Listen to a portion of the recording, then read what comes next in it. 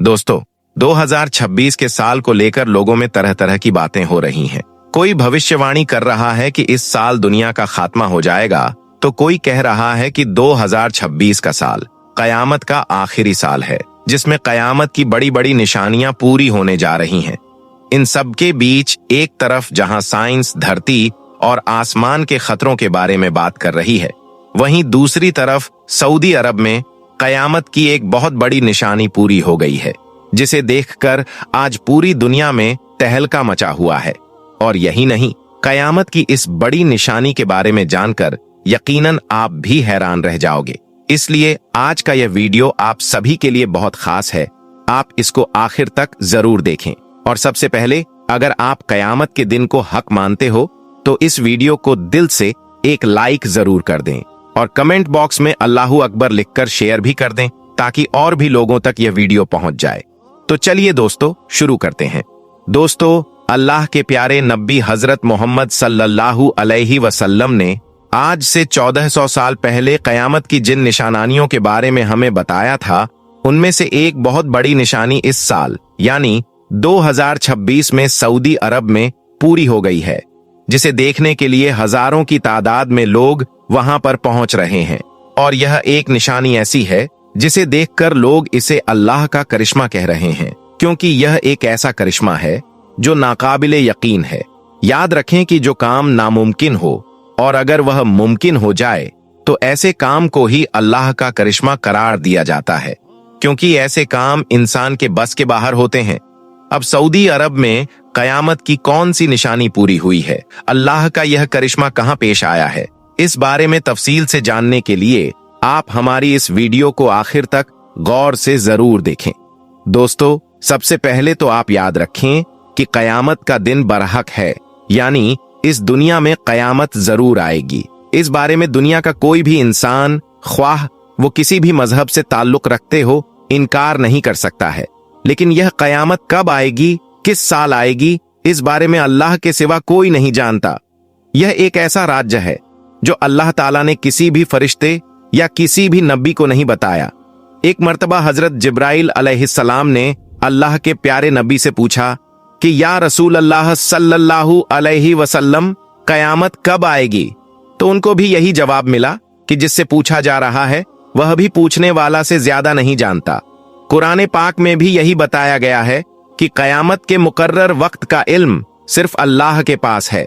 जैसा कि कुरान पाक में इरशाद है, यह लोग आपसे कयामत के बारे में पूछते हैं कि कयामत कब आएगी, तो आप फरमा दीजिए कि इसका इल्म तो सिर्फ मेरे रब को ही है। कयामत को उसके सही वक्त पर अल्लाह के सिवा कोई दूसरा जाहिर नहीं करेगा। वह जमीन और आसमान में बड़ा भारी हादसा होगा और वह तुम पर अचानक आ पड़ेगा। ये लोग आपसे ऐसे पूछते हैं जैसे आप गोया इसकी तहकीक कर चुके हैं। बस आप फरमा दीजिए कि इसका इल्म सिर्फ मेरे रब के पास है। दोस्तों, कयामत की ऐसी बहुत सी निशानियां हैं जिनका जिक्र कुरान और हदीस में मिलता है और जो आज के इस दौर में तकरीबन पूरी हो चुकी हैं। इनका जिक्र हम आपको बाद में बताएंगे, लेकिन इससे पहले हम आपको सऊदी अरब में जाहिर होने वाली कयामत की उस बड़ी निशानी के बारे में बताते हैं जो हाल ही में पूरी हुई है और जिसे देखकर आज पूरी दुनिया हैरान हो रही है। दोस्तों, कहा जा रहा है कि सऊदी अरब में मक्का और मदीना के बीच के सहरा में, यानी कि सऊदी अरब के रेगिस्तानी इलाके में, पानी का एक बहुत बड़ा चश्मा फूट पड़ा है। और हदीस पाक में यह बात साफ तौर पर मौजूद है कि कयामत से पहले अरब के सहरा में पानी का चश्मा फूट पड़ेगा। अब जैसा कि आप इस वीडियो में देख पा रहे हो, इसमें बिल्कुल साफ तौर पर दिखाई दे रहा है कि अरब के सहरा में पानी का एक बहुत बड़ा चश्मा फूट पड़ा है, जिसमें बहुत तेजी से पानी उबल रहा है और पानी फूट फूट कर ऊपर की ओर उठता हुआ दिखाई दे रहा है। अब जरा आप ही सोचिए, कहां पानी और कहां सहरा। यानी सहरा में तो पानी का कोई तसव्वुर भी नहीं किया जा सकता, क्योंकि सहरा में अगर कुआं भी खोदा जाए तो उसमें कभी पानी नहीं आता। तो अब आप खुद सोच लीजिए कि सहरा में पानी का यह चश्मा अल्लाह ताला के किसी मोजिजे से कम नहीं है। यह अल्लाह पाक के करिश्मे के अलावा और क्या हो सकता है। इस वीडियो को शेयर करते हुए लोग लिख रहे हैं कि 2026 में सऊदी अरब में कयामत की एक बड़ी निशानी पूरी हो गई है। इसका मतलब यह है कि कयामत बहुत करीब आ चुकी है। और यह दुनिया बहुत जल्द खत्म होने वाली है। आइए अब आपको कयामत की उन 5 बड़ी निशानियों के बारे में भी बताते हैं जो सऊदी अरब में तकरीबन पूरी हो चुकी हैं, जिन्हें देखकर ऐसा ही लगता है कि सच में कयामत बहुत ही करीब आ चुकी है। याद रखें, कयामत की यह निशानियां सिर्फ किस्से या कहानियां नहीं हैं, बल्कि यह वह हकीकत है जो कुरान और हदीस में साफ तौर पर बयान की गई है। इन निशानियों के बारे में जानकर यकीनन आपके भी रोंगटे खड़े हो जाएंगे, इसलिए आप इस वीडियो को बिना स्किप किए आखिर तक गौर से जरूर देखना। नंबर 1, अरब की सरजमीन हरी भरी हो जाएगी। दोस्तों, अल्लाह के प्यारे नबी हजरत मोहम्मद सल्लल्लाहु अलैहि वसल्लम ने सही मुस्लिम हदीस शरीफ में फरमाया है कि कयामत आने की निशानियों में से एक बड़ी निशानी यह भी है कि अरब की सरजमीन सरसब्ज और शादाब हो जाएगी, यानी अरब की धरती हरी भरी हो जाएगी। वहां नहरें, बाग और खेती होने लगेगी। और जैसा कि आप सभी जानते हैं कि इस वक्त सऊदी अरब में तेज तेज बारिशें हो रही हैं। हाल ही में आपने देखा होगा कि सऊदी अरब में किस तरह से सैलाब भी आया था, किस तरह से तेज बारिशें हुई थीं, जिसके बाद सूखे पहाड़ों पर हरियाली उगना शुरू हो गई है। और यही नहीं, बारिश ज्यादा होने की वजह से सऊदी हुकूमत अब वहां बांध भी बना रही है ताकि हर तरफ हरियाली फैले और फसलें लहराएं। सोशल मीडिया पर इस वक्त सऊदी अरब की बहुत सी तस्वीरें और वीडियोस वायरल हो रही हैं, जिनमें आप देख सकते हैं कि सऊदी अरब में किस तरह से हर तरफ हरियाली ही हरियाली दिखाई दे रही है। दोस्तों, हम आपको बता दें कि सऊदी अरब में एक भी नदी या नाला नहीं है, सिर्फ रेगिस्तान है। लेकिन अभी कुछ दिन पहले 3 दिनों तक लगातार बारिश हुई, जिससे पूरा रेगिस्तान हरा भरा हो गया।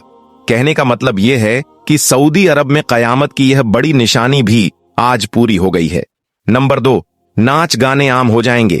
दोस्तों, अल्लाह के प्यारे नबी ने आज से 1400 साल पहले फरमाया था कि कयामत के करीब नाच गाने आम हो जाएंगे और घर घर में नाच गाने होने लगेंगे।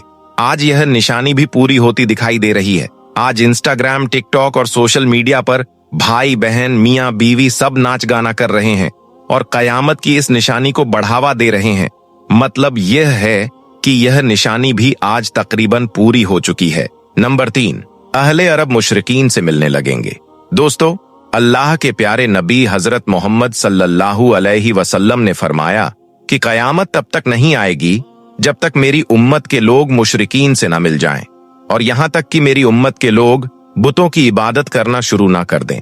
आज सऊदी अरब समेत कई अरब देश अमेरिका की गोद में हैं और इजराइल, जिसने लाखों मुसलमानों का खून बहाया, उसके साथ दोस्ती कर रहे हैं। कुछ दिन पहले दुबई में एक मंदिर का उद्घाटन हुआ था, जहां अरब के बड़े बड़े शेख पूजा की थाली लिए हुए नजर आए थे।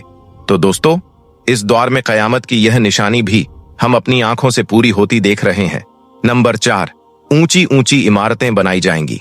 दोस्तों, अल्लाह के प्यारे नबी हजरत मोहम्मद सल्लल्लाहु अलैहि वसल्लम ने फरमाया कि ऊंट और बकरियां चराने वाले नंगे बदन और नंगे पैर वाले लोग एक दूसरे से मुकाबला करते हुए ऊंची ऊंची इमारतें बनाएंगे और उन पर फख्र करेंगे।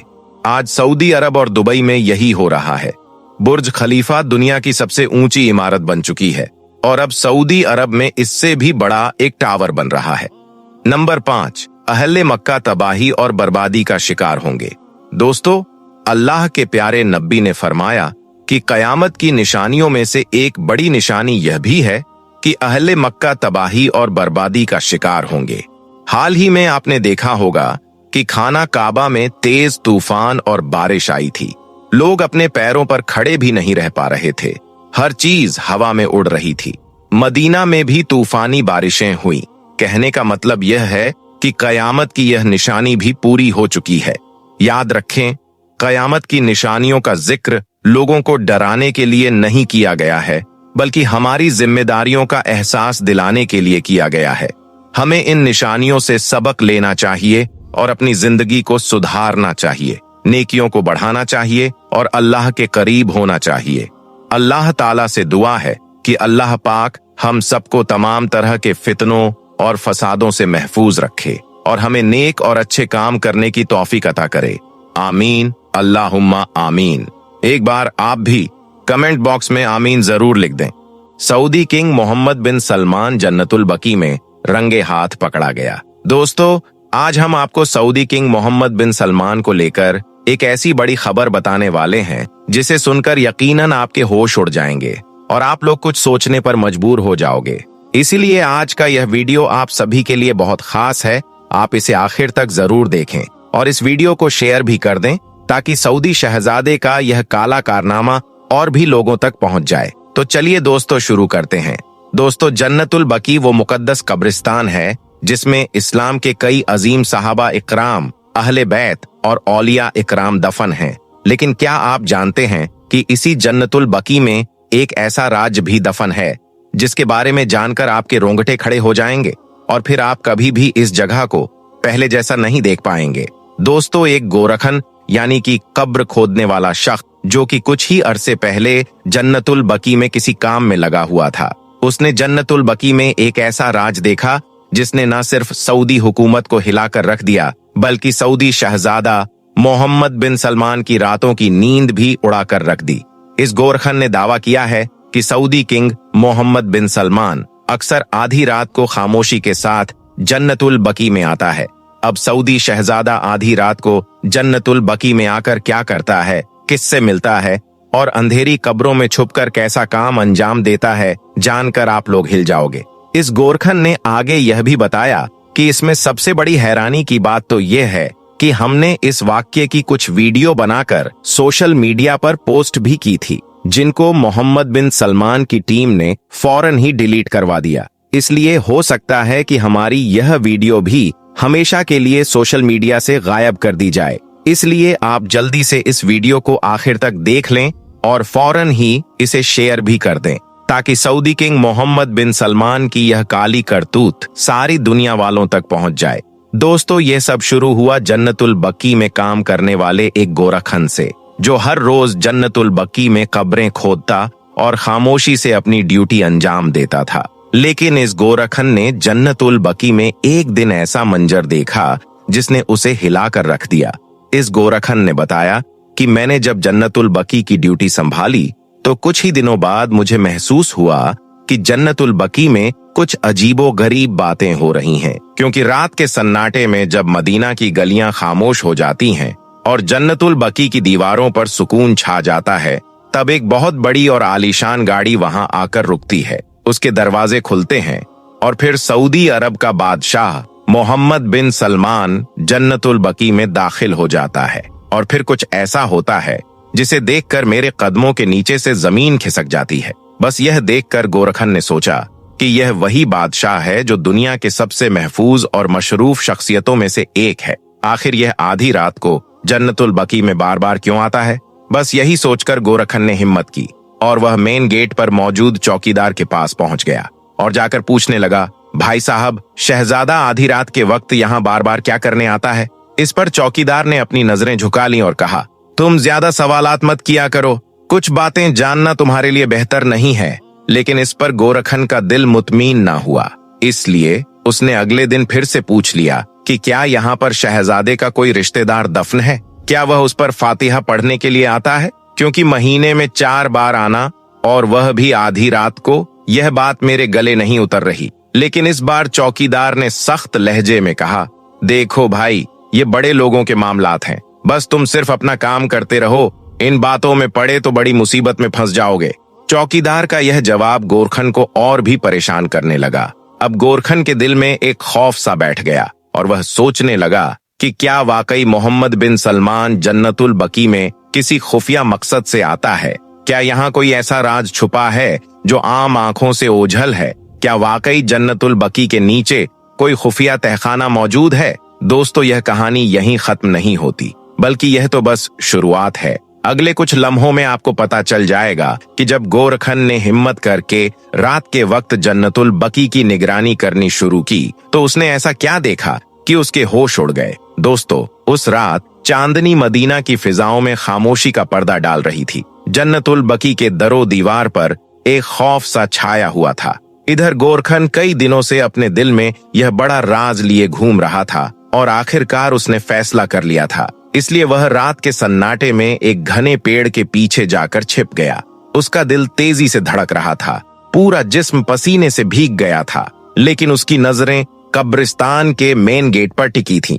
फिर जैसे ही घड़ी में 12 बजे, वही स्याह रंग की गाड़ी जो कई दिनों से लगातार आ रही थी, आहिस्ता से आकर गेट पर रुकी। और फिर अगले ही पल सऊदी अरब का शहजादा मोहम्मद बिन सलमान गाड़ी से तन्हा उतरा। उसके साथ आने वाले गार्ड्स बाहर पहरा संभाल चुके थे। इसके बाद शहजादे ने बाहर आकर कब्रिस्तान पर एक नजर दौड़ाई और फिर धीरे धीरे कदम उठाते हुए कब्रिस्तान के आखिरी कोने की तरफ बढ़ गया। गोरखन ने देखा कि वहां पर एक पुरानी टूटी फूटी कब्र थी, जैसे बरसों से कोई वहां नहीं आया हो। सऊदी शहजादा उस कब्र की ओर बढ़ रहा था। यह देखकर गोरखन की सांसें थम सी गई। फिर जन्नतुल बकी में एक ऐसा मंजर शुरू हुआ जिसकी गवाही शायद तारीख भी ना दे सके। गोरखन ने देखा कि सऊदी शहजादे ने खुद कब्र की मिट्टी खोदनी शुरू कर दी।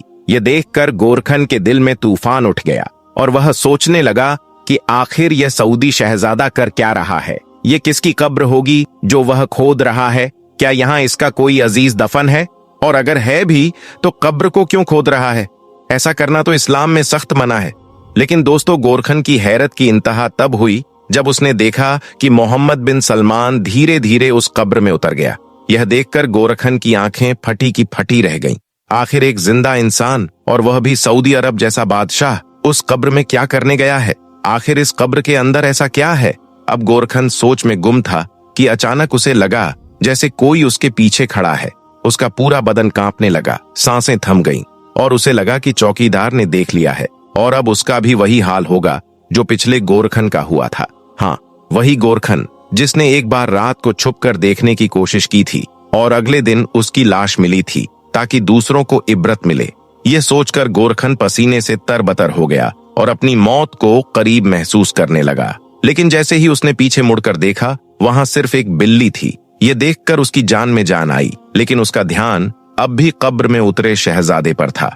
कुछ देर बाद शहजादा वापस कब्र से बाहर आया। अब उसके चेहरे पर एक अजीब सा सुकून था, जैसे वह कोई बड़ा काम करके आया हो। उसने अपने कपड़ों से मिट्टी झाड़ी और चारों तरफ देखा। ये देखकर गोरखन हैरान था कि बिना ऑक्सीजन के इतनी देर कब्र में रहने के बावजूद शहजादा बिल्कुल ठीक था। अब गोरखन की नींदें उड़ चुकी थीं।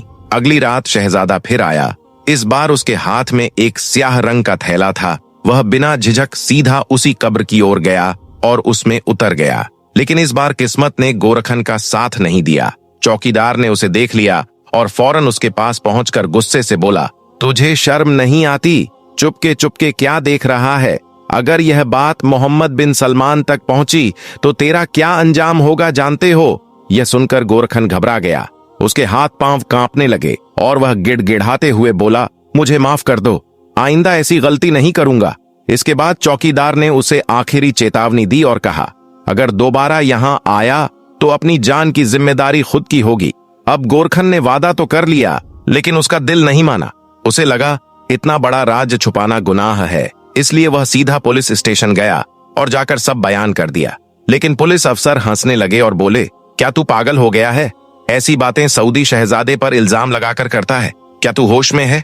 गोरखन कहता रहा, एक बार कब्र को खोलकर देख लीजिए। अगर मेरी बात गलत साबित हुई तो मेरा सर कलम कर दीजिए।